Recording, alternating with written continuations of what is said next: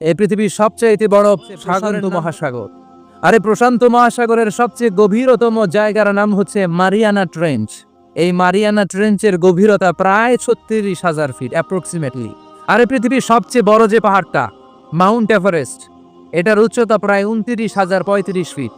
তাহলে মাউন্ট এভারেস্টকে আস্ত তুলে ধরে এনে প্রশান্ত মহাসাগরের সবচেয়ে গভীর জায়গা মারিয়ানা ট্রেঞ্চের উপর যদি ছেড়ে দেওয়া হয়, পুরো পাহাড়টা পানির নিচে তলিয়ে যাবে। তার উপরেও আরো পানি থেকে যাবে প্রায় 7,000 ফিট। এই পৃথিবীর দ্বিতীয় গভীরতম মহাসাগরের নাম আটলান্টিক মহাসাগর, যেটার সবচাইতে গভীর জায়গার নাম পুয়ের্টো রিকো। এই পুয়ের্টো রিকোর গভীরতা প্রায় 33,000 ফিট। গোটা পৃথিবীতে স্থল হচ্ছে মাত্র 30 ভাগ, 70 ভাগ হচ্ছে জল।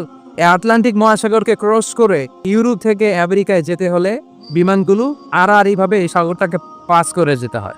আগে যেত কনকর্ড, যেটা ঘন্টায় বিমানটা 1000 মাইল বেগে চলতো। ওই বিমানটা দিয়ে পাশের দিক থেকে এই পাশ থেকে ওই পাশটা ক্রস করতে 4 ঘন্টা লেগে যেত।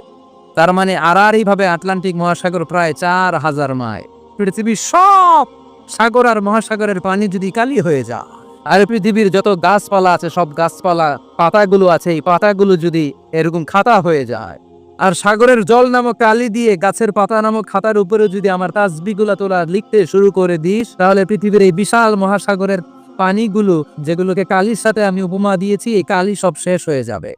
পৃথিবীতে যত গাছের পাতা আছে, যেগুলো দিয়ে তুই খাতা বানালি, খাতাও ফুরিয়ে যাবে। ফুরাবে না, শুধু আমার প্রশংসা চিৎকার করে বলেন ঠিক কিনা?